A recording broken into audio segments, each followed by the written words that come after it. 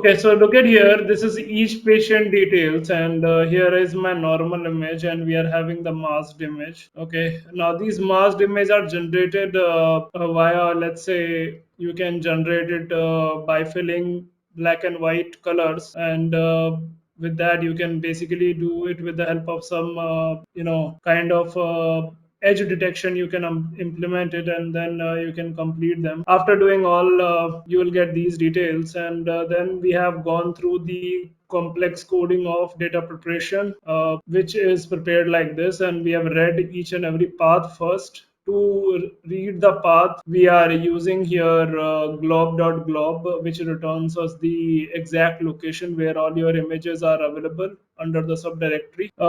Remember, here we are writing some start position, which will totally depend upon what is the output of this. If this returns you this particular value, that means your 17 is implemented correctly. If it is not, then you need to check how many indexes you need to eliminate. This is all about indexing or start value. So we have stored here patient ID and the path. Main important thing is that we should get the path. Patient ID will be only used once, and then later on this will not play an important role in prediction part. Then we have read the second two paths here. One is your image path, which is a normal image, and what is the mask path for the same image. Now if here in this case we are trying to put a return 1 or return 0 by reading the image. Now remember, if it will be all black, value will, sorry, np.max, that is maximum value, will return 0 if mask image is all black. Yes or no? If it will be all black, what will be the maximum value? 0. This is making sense. We are reading the images, so we are basically will get a color, and in the color, if it is all black, then it will be 0. If the value is greater than 0, then it means that it contains white color. Correct. So if it is mask image, for if return 0, if mask image is all black means no tumor. So that's the logic which is implemented here to get the 0 and 1 label. 1 will be only if there is any white, so will return 1 if mask image is having black and white. If you wanted to add these two lines, please add it as a comment. I'll now once we are done, you can see all these sections as well. Then we all know that we will apply the image data generator. We have seen this. The only difference that you might get confused, that this is a binary class, so why we are going for categorical. So you can solve it in both the ways. This is also fine for binary, and obviously this categorical will be always has to be implemented. Here categorical is optional in binary, but in multi-class categorical will be the only option. Then we will apply here transfer learning, which includes RESTnet and all these other details. I have already explained you that what is this particular thing is all about, but let me explain you once again that the transfer learning is nothing but it is transfer of weightage previously learned model, as simple as that. Basically what we are trying to achieve is that in this case our model is already trained with some already trained example, and now what we are trying to achieve is that we are trying to achieve and build the same model with few changes and complete change in the data set. So what is your transfer learning? Say you had some features. Say you trained a model for detecting mask and no mask. So in that case, features and label was different. Your model got trained, and now instead of creating a model from the scratch, what you are trying to do here is that you have saved the model, and that saved model here means what?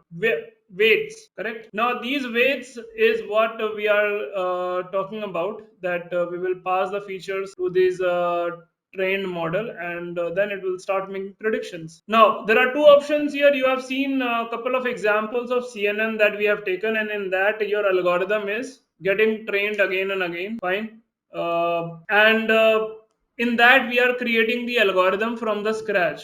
But in transfer learning, we are simply importing the application, and we are passing the ImageNet, which is basically knowledge transfer. And even if we had two different type of data set, but still it will able to make the correct predictions by getting trained for different tasks. As the data set will change, it will get trained again, and it will start building up. The advantage that we get in this is two advantages. One, you don't have to create anything from the scratch. Like I have created ResNet 50. So what exactly ResNet 50 looks like? ResNet 50 will have a 50 layer neural network, which is basically created like this. In the model or summary, you can see that how the models has been created. You can see that in this case we have an explicit zero padding function which has been taken, or zero padding 2D layer has been added, which is similar to padding equals to same. So either you use this or you use padding equals to same. Then we have got batch normalization, which I have already explained you yesterday, that this is the package used for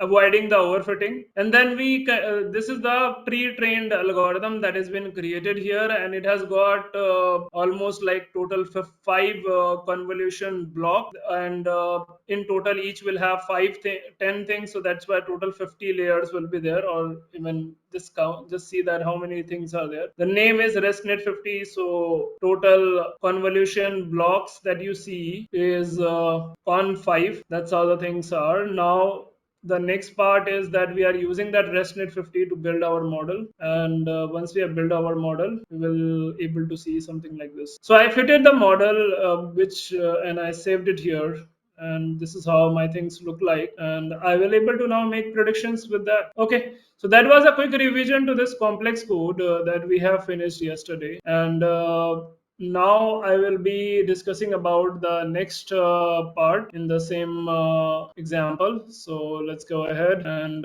let's try to figure out that how this can be made better. The segmentation part I need to discuss. So yeah, let's talk about that. So anybody have got any questions from this particular part? The link, that's the error you get because we have converted here all my labels to, yeah, here this line is missing. Your label needs to be converted into the object type. So you just check that your mask is object, mask path is obviously object, and image path will be also definitely object. Anyone else having another question? Hey, yesterday I told you, right, that all the images are available in the Google Drive. You didn't check? Just give me a minute. I need to again reopen my Google Drive. Anybody has the link of my Google Drive? You can share. It will be easy for me to also go. Earlier, I run the code. It was taking 88 images. After that, your code at 3000 it is. But 3000. actually, initially taking 88 images from my. Initially, I wrote the code. It was 80 images. Is it taking the random folder from the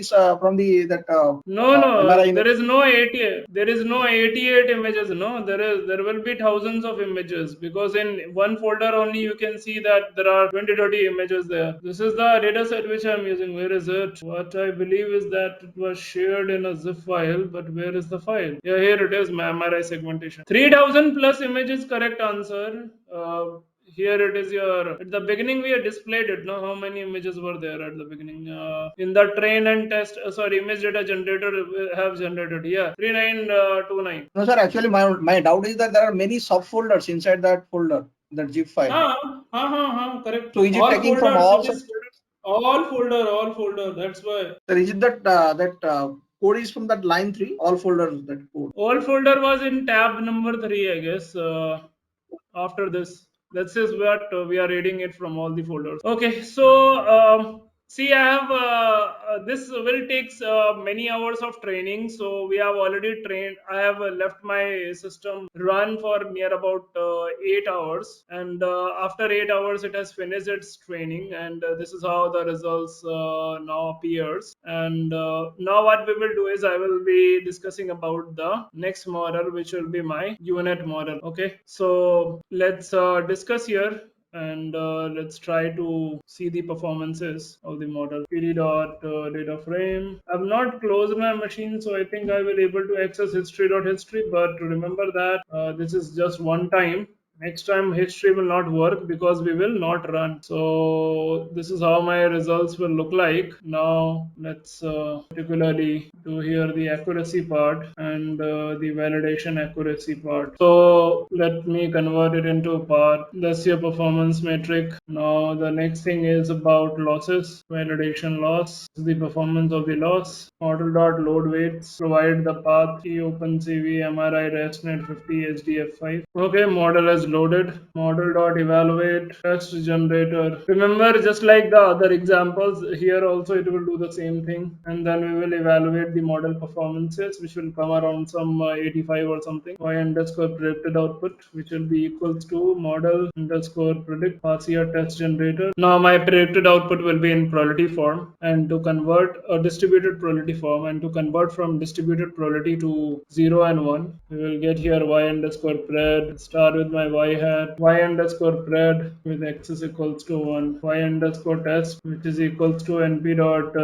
array or np dot as array. Model dot predict. Remember, the predicted output will come in our distributed probability. That's why we are applying argument math. Then we get here my y test, which will be given by as array. We'll pick here my test data with mask coming in it dot as type integer. Okay, let's wait for this to get finished. We are getting around 81% of accuracy, which is you can say not that bad. And let's wait for this y predicted output, then we will apply on to other examples. So nothing new. This is similar to any other classification, and you can again generate the confusion matrix and your other metric parameter, which is precision, recall, F1 score, support values, ROC, etc. What I am interested in now discussing is the segmentation part, and segmentation part, the problem with that is that our model is, in that case, needs to be created from the scratch. So it is a little complicated. I will say that it is very far complicated, as we need to write everything from the scratch, and then we will train the model to find the segmented, to predict the segmented region. Yeah, this is what I was talking about, that we are getting the output as a probability distribution form, and we need to convert this into an argument max, and then we need to again convert them into an integer value. After doing it, something like this, we will be from sklearn dot metric import confusion matrix classification report. Here my confusion matrix ns dot heat map, and we put it here around this a not equals to true. So diagonal values are your correct predictions, and non-diagonal values are your false prediction. In this we need to again add fmt format it is, which says that it should be 0.0f form, so that we can get all in decimal form. Remember, diagonal values are your correct predictions and non-diagonal are your false prediction. Okay, so model is predicting quite good here, and now let's try to build some more confusion metrics here, and here is my heat map. Now after doing all this, let's print here my classification report, which will be given by the same classification report, and we will put here y underscore test and y underscore hat. Okay, so we got here my results, as you can observe. Okay, I'm hoping that it is completed. Now let's quickly jump into building a segmentation to localize tumor. So basically we are trying to make the prediction of the segmentations region to our model, and as I explained you, the model here is unit model. Now look at here in the unit model, and let me try to explain you again on the whiteboard. So I need an image which I will use to explain you that what exactly the unit is doing. First of all, this is not used for your regular supervised purpose. This is used for unsupervised. Why it is unsupervised? Because in this case, we are trying to regenerate the image. Look at here, everything is already defined here, that how many number of neurons, how many number of layers should be there. So there is an image input data, which we had in this case with 572 cross 572, which reduces again further to 570 cross 570, and it further reduces to 568 cross 560. The first layer has got 64 number of neurons, or better say 64 filters. Apart from that, you can see that in every layer that you observe, what are we trying to do, what is going on is that that your shape is getting reduced. Okay, you can see that the shape has reduced further. So originally we had got this as your input features, input filter, or first filter here in fact. So we got here my filters, which starts with my 64 cross 64. Okay, after this the next layer is having 128 filters. These are your number of filters, and this is how your images are reduced. 572 reduced to 568. And yes, one more thing you need to remember here is that there are 3 convolutional network here, and then we have got one max pool. Before, earlier to this, we have created the neuron, which was having like one convnet, right? We have created convolution 2D, let's say. So after one convolution 2D, there was one max pooling 2D as well, correct? But in this case, it's not like that. We have got three consecutive convolution neural networks. Okay, we have got conv 2D. Again, we have got conv 2D, and again we have got conv 2D. These are all convolution 2D are in continuation. Now, from these convolution 2Ds that you are observing, from here there is one max pooling after that. That's where the difference is. Now, we don't have any inbuilt method in Keras package which can actually replicate our unit. Now, look at here these particular values that you observe after applying one convolution 2D, three convolution 2D, one max pooling, then again max pooling, then again max pooling, then again max. Now, there is one catch here. Unit architecture, in that your lowest possible shape should be of any image should be 32 cross 32 cross 3. This is the lowest resolution which is possible. This is the lowest resolution. Now, after this, we are trying to use here something called as up convolution, which is obviously reverse of max pooling. So first we have applied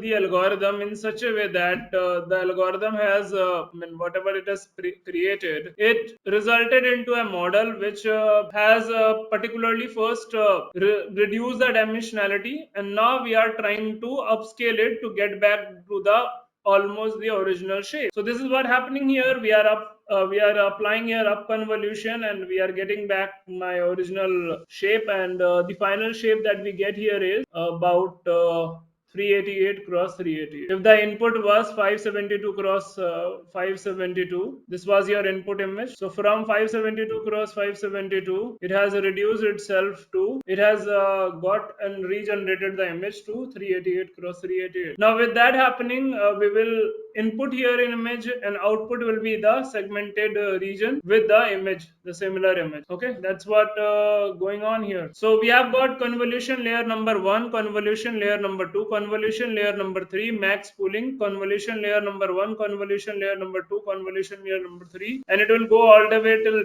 this bottle position, and then after that we will apply up convolution, which is obviously with 2 cross 2. If your max pool was 2 cross 2, this will be also 2 cross 2, and we will retrieve back the image. So I'm hoping that you have understood it. This is how your layers will be created, and we know that we don't have any such thing created or inbuilt. So we have to create everything from the scratch. I'll give you one useful link so that you can understand the same concept better. This is a very good blog. You can try to refer it and try to understand it from it. Obviously, the coding is complicated here, and for that, the reason is very simple. In this case, the algorithm is we don't have any inbuilt library for unit model. So that was your unit, which is one of the good model for creating back this. Okay, get the data frame containing the MRI with the masks. Now in this case we have to only take those images which take, yeah, this takes here, this we will develop it because it creates a U-shaped algorithm, right? That's the reason why it is called as UNet. You can see the shape is U type, right? Get the data frame containing MRI which have masks associated. Why we are taking only these images? Because only in these images your segmentation is possible. Split the data into train and test. I'm just doing it directly, okay? We already know that how to split the data, so I'm directly doing it. So my training data size is 1167, and my validation image is 103, and my test image is also 103. Total number of images are 1. Now we need to generate our data, and for that we need to go through the process. So we have all the packages, I guess, only that will not have the skimage.io. Now you might be wondering what is this io thing. So io is basically used or input output is used to basically read the images of TIFF type. This is a skimage package, import io. That's a medical image, and to read a medical image of specifically TIFF type, to read TIFF image, not TIFF image image, we use SK image. Similarly, from PIL, import image. Along with that, we'll have import OS. I think import OS was taken already. So yeah, this is my package. And data generator, TensorFlow.keras.utils.sequence. Okay. I'm not gonna write everything from the scratch. I'll just give you that basic overview so that you'll not get confused much and will able to understand that what we are trying to do. As this particular part is again a very tough process. Everything is tough about the unit. The reason is very simple, that we don't have the direct package which can named as unit. But the algorithm creation is simple. We will discuss about it. And the data generation is a little complicated. So I'll directly paste the code and let me explain you that what are we trying to do in this case. So first of all, in this case, we are trying to use the sequence package sequence thing, which we have already learned a lot about that. And this particular class will be responsible for data generation. Why we are okay, let's try to understand that what are the things. So first of all, this is a object oriented programming, and in object oriented programming we have to use the objects and we have to also use the constructor. This is a constructor here, which so that means whenever you will call data generator function, you need to pass the class IDs, the mask label, image directory where it is present, it is a string. Your batch size is default as 16, image height will be reshaped to 256, image width will be reshaped to 256, and shuffle will be true. Okay, so these are the values which has to be passed by the user, and that's why this will be initialized first. In the initialization part, we will pass the image IDs, mask value, which will be 0 and 1. In this case, it's all about 1 here. Image directory location, batch size, image height, and etc. Okay.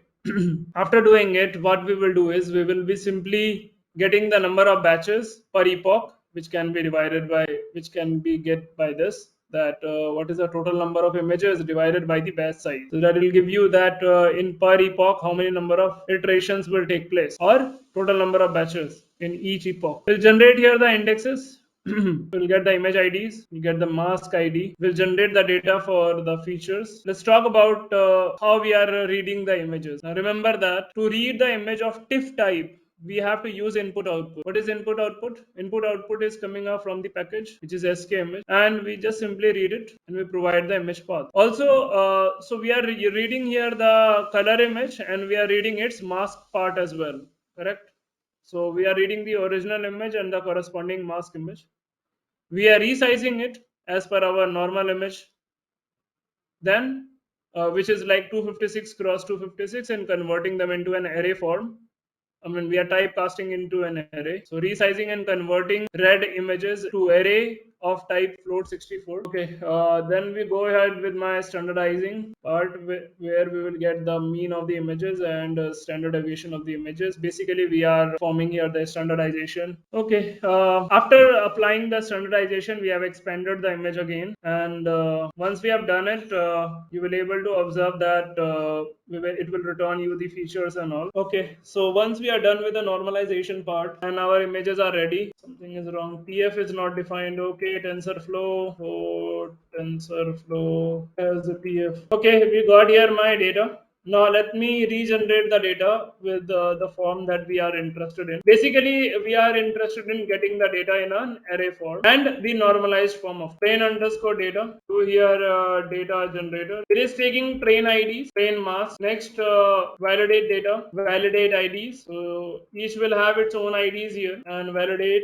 mask. So we have called here data generator class, and because in that we have to pass the sequence, so we have passed it, and it contains IDs and mask value that is got passed here, and in return we will get our x and y value. We have got here x and y, so that will be returned and will be saved under your. Okay, let's try to build here the model. As you know that the first particular model that we are trying to see, this contains first layer is 1 cross 1 kernel size. Then we have got so we will create here the rest block, and we will create here the function of upsample, and then we will create our RESTnet. So let's generate here what we need. We need here a function which is your rest block, and in the rest block will have some convolution filters with the kernel shapes. Okay, so the first kernel will be, now in this case you can see that the function is taking your input data and the f, which is filters here, and we don't know like how many number of filters will be there. We will pass the data into this, and we will pass the filter here. Kernel size of the first value will be 1 cross 1, stride will be 1 cross 1, and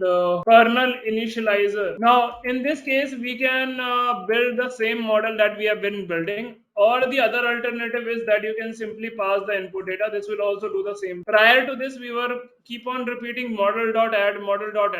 That is also fine, or the alternative is that you can simply pass the input in the end and you can continue creating it without using that word of model.add. Now what is HE and normal is doing, remember that in this case my data is basically standardized here. Whenever your data is already standardized, in that case you can use this kernel initializer equals to HE underscore normal. Okay, this basically is nothing but it like variance scaling or standardization of the data set. If you do, then in that case you can use your initializer of the kernel as HE underscore normal. This is predefined in the TensorFlow. You don't have to import it. You just write kernel initializer as HE underscore normal, just like the way we have defined Adam and other things. It is similar to that. So it expects to draw samples from truncated. F is filter. Number of filters we will provide because we are creating a function, right? Remember that we don't have any algorithm.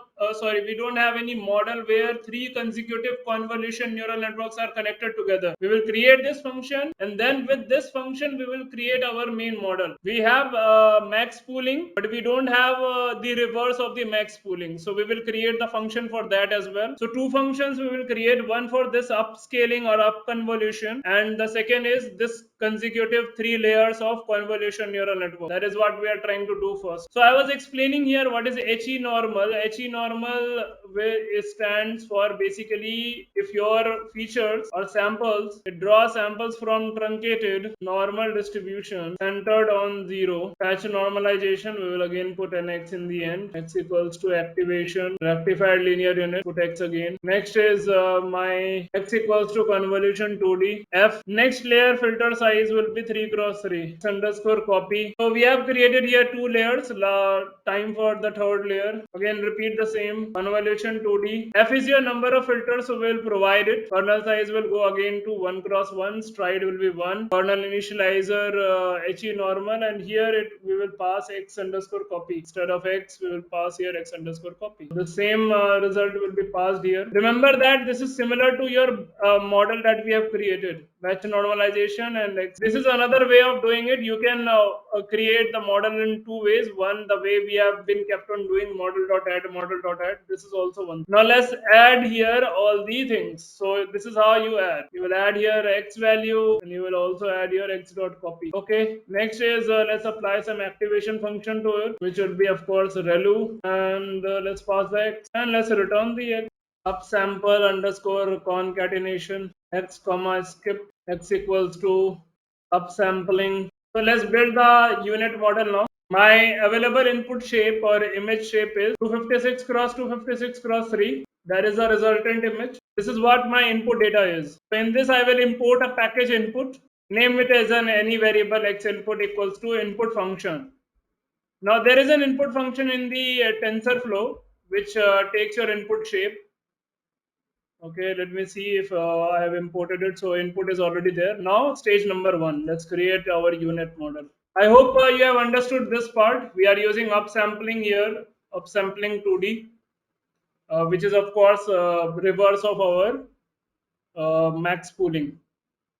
So stage 1, convolution 1 input is equals to convolution 2D. Now the number of filter that we are passing here is 16. Kernel shape 3. Activation function will be equals to relu. Padding equals to same. And we need to again define it just like the way we did it earlier. What is the kernel initializer? H normal. Like the way we are preparing the model here, we will pass the X input data. So this will be the input. It will automatically take the input shape and all from this. So we don't have to define it. Now this is my first. Now you know that after this, what was there? Batch normalization, and again we need to repeat the convolution 2D part. That means convolution 2D will be repeated. Along with that, in the middle, we'll have convolution input, which will be equals to batch normalization, and to that we will have convolution 1 input. Okay, here in this case, we have got padding same, kernel initializer, HE normal, and convolution 1D, convolution 1N. Once we are done with this, I will start with my batch normalization. Next, let's start with my pool underscore 1 given by my max pool 2D. Provide here pool size. Start with my stage 2 convolution 2D. Now in this case, we will directly take the rest block. So this is my input layer that we created. After that, I will repeat it this rest block because we know that our model will contain convolution 2D, and convolution 2D. After first layer is done, we have to repeat it this part. After input image file is done, this will be repeated 1, 2, 3, 4, 5. Correct? 5 times we have to do it. Yes or no? Getting it?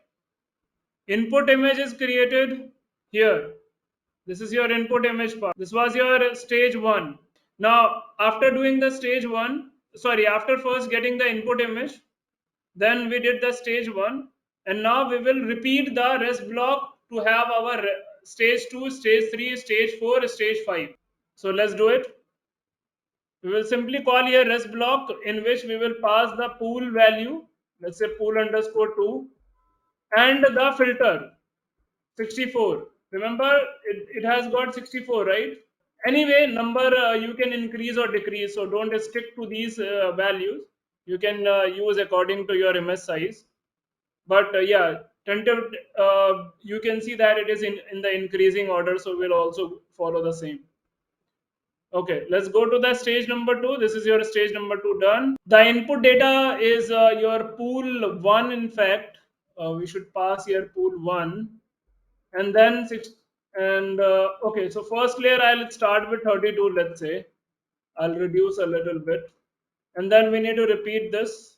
This will be changed to convolution 2D input with my pool size 2 cross 2, and this will be pool 3. This is pool 2. So first layer I am using 32, but we need to make sure that it should be increasing. Even if I am starting with 32 as my stage 2, so the next will be again in increasing order. That means I'll go with next with 64, then with 128, then with 256, and in the reverse we will keep on decreasing it. You can, if you will start this with 64, then this will be 128, and that's how the things will work. Because I started with 32, so the next will be 64 with max pool 2D, pool size 2 cross 2, and we'll have here convolution 3 input with my pool 3, and this is my stage number 3, and this is my pool 2. This will be my convolution 3 input. This was my stage 3, stage 4, convolution 4 input, stage 5, con 5 input, rest block pool 4, and this 128 will be changed to 256. We got here my 5 stages, as you can observe. Hope you are getting it, right? No issue in this case, which in this image is representing 1024, because the previous one was 512. In this case, my previous neurons were 128, or number of filters were 128. So this here I'm going with 256. This is the bottleneck. Now after this bottleneck we have reached, we need to, I have to go from the bottleneck, and let's do the upscale page 1. I'll start with my up 1. With this we will start with my upscale.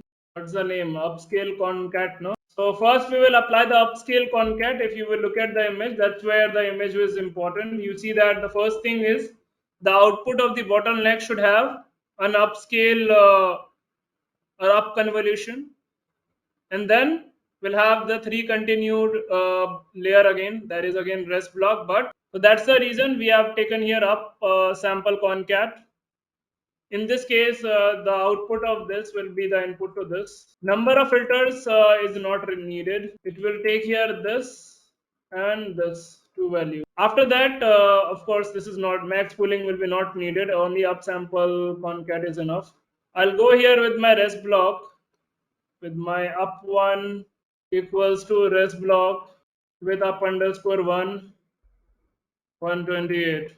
Upscale stage number 2. In the next layer we should have 64. This will be up to, here is my up 1, and we have got here my convolution 3 input up to 64. Upscale stage number 3, up 3, upscale concat up to convolution 2D input up 3, and this will be 32. Let's go with my upscale stage number 4, upsample concat up 3, convolution 1 input upscale 4, and we'll get back to the original filter, which is 16.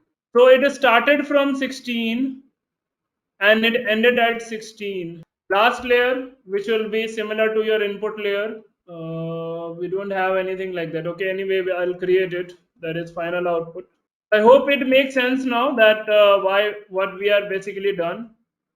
That we have basically created two functions. One function is our convolution layers that we created, and it is a requirement of your unit model with an activation function of ReLU. And the second is your upsampling convolution neural network, which is taking the input data and the uh, skip or basically your filter value, the previous layer value. So the current value and the previous value we have taken to upsample it. The last layer is your convolution 2D with one layer, one filter in fact, kernel shape being 1 cross 1. Padding is same, means similar to zero padding. Activation function will be sigmoid. Up underscore 4. Model segment will be equals to model. Let's build the model here by passing inputs. X underscore input and outputs will be equals to output variable. So we are having a lot of errors. Okay, so let's add the packages. Let's add the packages here. So first of all, we'll try to take the packages relevant to these algorithm part. So let's see that. We need to take here from TensorFlow.keras import from TensorFlow.keras dot models import model load model. We have a load model as well, right? Patch normalization, I think it will be there. Kernel to add that kernel here. Kernel initializer, it's not coming up, so we need to do that. Okay, kernel initializer. Max pool 2D is not defined. Layers. I'll add on all these packages that I'm adding here from TensorFlow dot keras dot layers import. We have got some value here, right? Max pooling, max pool in fact, max pool 2D.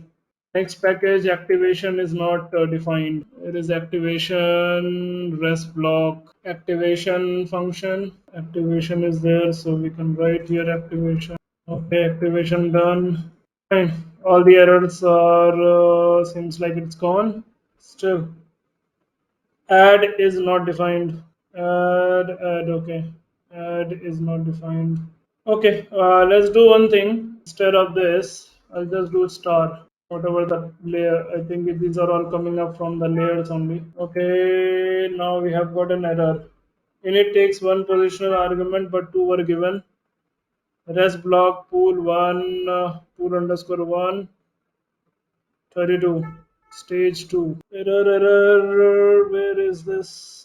Stage 2. Rest block pool 1, 32. What's the point? Okay, let's go to the add part. In the add, it says that it should be a function of x comma x underscore copy. Okay, I think some error is there. Fine, there is no error now. Let me share the code.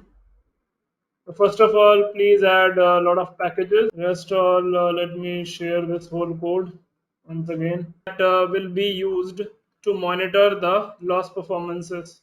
That means in the algorithm, we will be using these names to monitor if a model is performing good or not. What is going on? Model from TensorFlow dot keras dot losses import binary underscore cross entropy to in case of the algorithm that we are trying to build. Now let's compile the model and let's add the callback functions. So we will try to add the model again. Sorry, we will try to apply the algorithm, and we will try to compile here the algorithm now. Let's add Adam TensorFlow dot. So it's kind of a classification going on in this. What are we trying to classify? Whether the data is classified or the available pixel feature is classified as your part of the selected segment or not correctly, right? We are trying to basically classify the sample pixels. Let's go through the tensorflow.keras.optimizers.atom, and within that we'll have learning rate, which will be of course 0.05. Don't have a very high value. Epsilon value will be, say again, very small, 0.01, 0.1. Model segment dot compile, pass here the optimizer value. Atom loss equals to loss value is focal Tversky, and metric to measure here will be okay. This is your model segment. Let it be the warnings and all. Says that use learning underscore rate instead. Callbacks. In case of callbacks, I will use the check pointer again, similar to my previous algorithm that we have used in this. So I will simply copy this whole thing, create my callback, save the model. I'll name this model as best unit .sdf5. Verbose will be equals to 1. Say best only, and we have to monitor here in this case the validation loss. So this becomes my model checkpoint. Once we have got it, we will build our model, which is similar to your model fit. To that we will pass here. So first of all, model underscore segment. Pass here the train underscore data. Epochs will be equal. Validation data is equals to val data. Iterations we have already taken to 60. Shuffle equals to true. Callback equals to checkpoint, and verbose equals to 1. Okay.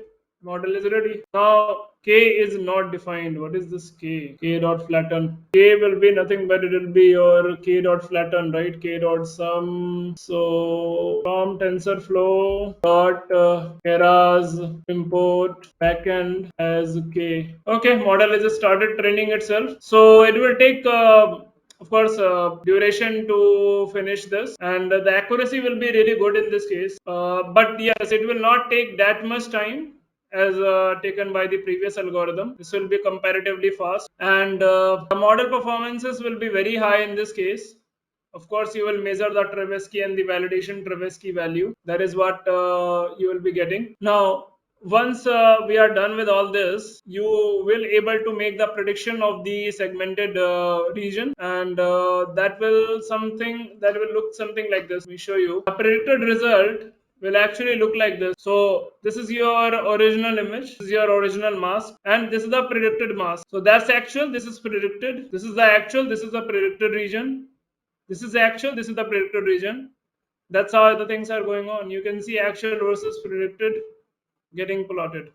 This will be the end result. Tversky is basically similar to your loss function. In segmentation, we don't use validation loss, but we use Tversky and focal Tversky, and from there we calculate the Tversky loss. This is what we use to calculate whether it is an actual predicted value or not. In this case, we are doing the classification, binary class classification, but what we are trying to classify? We are trying to classify if the predicted value is the same value that the shaded region. Basically, we are trying to predict here pixel by pixel, and with that we are trying to reform the image. Basically, this is what we are classifying. This is the shaded region, right? So this is my actual data. From there we are trying to classify this between black and this particular value. Now if you are getting any error, this max pool 2D is imported here. So go to this particular location. I've added just before the rest block 2 more packages, which I have not added earlier. Now, if you will add it, sorry, it is repeated 2 times. I'll send it again. This is the package you need to import